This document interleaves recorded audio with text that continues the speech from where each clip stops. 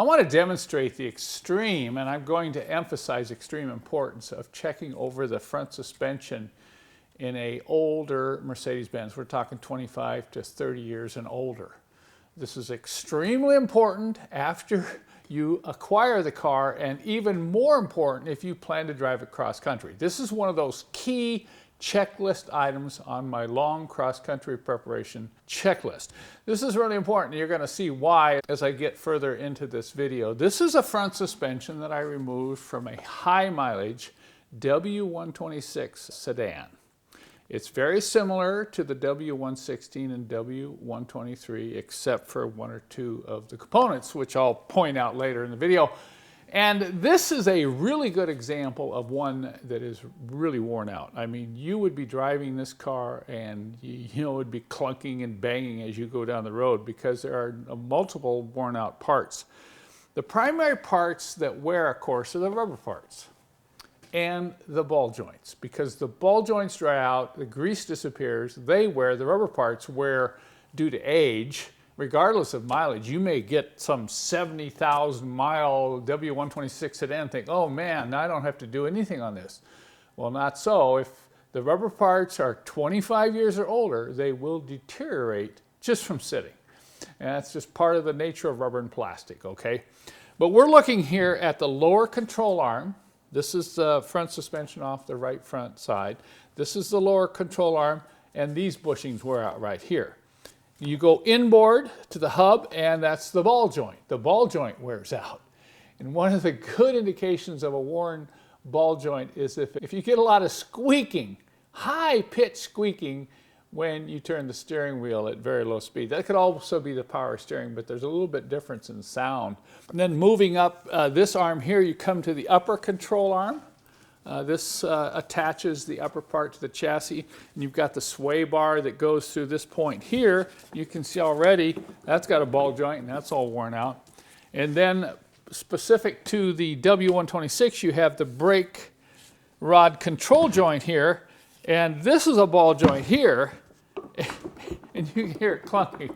If you're driving a 126 in particular, it can happen in a 123 and a 116 also, but this ball joint right here really wears out on the 126s. You'll come up to a stop, you'll hit the brakes, and you hear clunk, clunk. And in severe cases, you can just get out of the car and you can grab the front tire and rock it back and forth, and you can feel clunk, clunk, clunk. And that's the culprit right there. As far as front suspension parts that we sell and kits, this is one of the top on the list. And keep in mind, we have all these as kits, multiple parts that you can purchase. There are a number of these parts you can install yourself, and if you get into the situation where you have to remove the front spring, unless you're highly experienced and have the right spring compressor, I recommend you just take it to a front-end shop. It doesn't need to be a Mercedes shop. You know, a lot of front-end shops will replace these parts for you. Now I want to show you a couple of these up close, and then I'm going to show you some other items that you will want to check on the front suspension of your old Mercedes-Benz. Here's a close-up of that lower control arm bushing. You get into the car, you're looking for collapsed rubber, you're looking for cracks in the rubber, and you're looking for rust. Rust is a pretty good indication there's been movement and wear. It could be that even the bolt has gotten loose in this one. This is not quite as common a failure, and it may appear to be okay. If you're going to do any major front suspension work, I highly recommend you replace this because it is rubber. Here's the ball joint. You can see it right in there. You can see the cracked rubber. If you see cracked rubber like this on the boot, I highly recommend you replace this. You know, you could squirt some grease in there, but you're just prolonging the agony.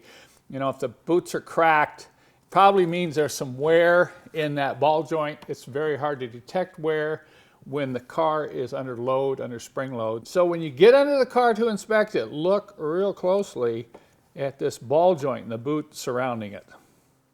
This is the upper control arm. This is common to the W116, W123, and the W126 chassis. So this part was made all the way from the early 70s to the early 90s.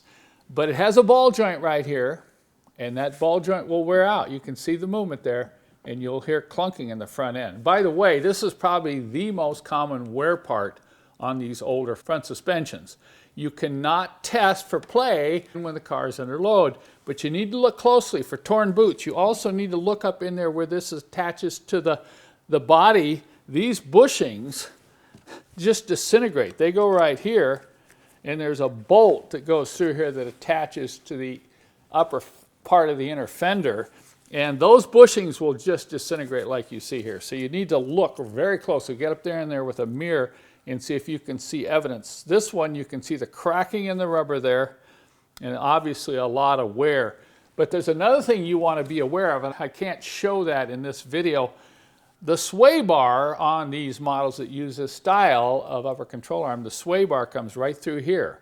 And there's two rubber bushings, and then there's a bolt that goes on the end of the sway bar. If your car has been subjected to road salt, this is extremely important. If it's been subjected to road salt, you have a lot of rust under the car, you need to remove that bolt and remove these bushings and inspect the end of the sway bar.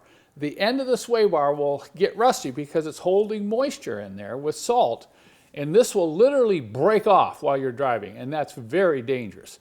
So if you have a lot of rust on your car, this is a very important inspection point. Inspect the very ends of the sway bar on these models. But you can see this thing is totally shot. These come as a complete part with a new ball joint, new casting, and new rubber bushings. And we sell these on our website along with all these other suspension parts that you see here. Now let me show you a few other things that you should check. This is the brake control rod, which comes off that lower swing arm, and it goes back into this big casting that bolts up to the subframe. And at the end of this rod is a ball joint bushing. And they seem to all wear out. They literally dry out with age, and you can see the amount of play here. Look at that. So if you're driving over rough ground and you hear some clunk clunk and then you hit the brake, it's going to go bang, bang like that, because every time you hit the brake, it's kind of pushing that front suspension backward against this joint. So if you have a W126 or plan to acquire a W126, which were made, in the US market for 10 years, from 1981 to 1991, you'll probably have to replace this if it hasn't recently been done. And I sell a complete kit with both of these joints and instructions and recommendations for special tools on my website. So if you're interested, just follow the links in the description below this video. Now to wrap this up, I'm going to show you a few other front suspension parts that you should inspect. Here are the other common wear parts that are related to the front suspension. I've got another upper control arm here that I want to show you because they didn't have the bushings previously, but you can see this ball joint, how bad that gets. And these can actually break because this is a aluminum casting, so if you've got excessive wear in the ball joint, this could break off. Once again, it could be disastrous if you're traveling at high speed. And these are the bushings that hold the end of that sway bar into this upper control arm. You can see why they trap moisture and cause rust on the end of that bar, so it's really important that you inspect that, okay? Now these three items here are the steering tie rods. There's three of them. There's a right and a left and a center tie rod. They all have these, ball joints that wear. You can see from the cracking in the rubber that they're probably worn out or they're going to be worn out. And when these wear out, you're going to get a lot of play in the steering. Along with this part here, this is called the idler arm bushing, which is part of this whole steering mechanism. And when these bushings wear out, you will also get clunking and excessive play in the steering wheel. So this is something, the steering is something you'll want to check. Once again, these can get so bad that these can break. And that could be disastrous as well. And along with these steering parts, you also want to check or just replace your front shocks. A lot of people think that shock absorbers are only for smooth ride. No, they're a safety issue. If you have bad shock absorbers, the car's not going to respond as well in a panic situation, and it's going to nosedive too much in a braking situation, which can also be dangerous. So once again, I want to stress this. If you're getting a 25 to 30 plus year old Mercedes-Benz, you plan to drive it, particularly if you plan to drive across country, be sure and inspect the front suspension. There's one front suspension part I forgot to mention, and that's this part right here. This is called a steering shock absorber. That's right, it's a shock absorber. And look at this one. There's nothing there. This should be nice and stiff when it moves in and out, but this steering shock absorber is shot. And when those shock absorbers go bad, you can get shimmy in your steering when you hit a bumper at high speed. It might shimmy a little bit. The steering shock smooths out the steering. It's not going to eliminate steering box play, but it smooths it out and it prevents that high speed shimmy if you hit a bump or you go on a rough section of road. So this is a very inexpensive part. It just requires 2 bolts to replace it. If you haven't worked on a car before, you can replace your steering shock. And some of these other parts are pretty easy to replace too. Most of the parts, I'm not going to say all, but most of the parts I've shown you, I sell on my website with instructions. These are DIY, simple to understand instructions. Some I include videos as well. So if you're interested in getting that road feel, that brand new road feel back to your old Mercedes-Benz, this is what you have to attack.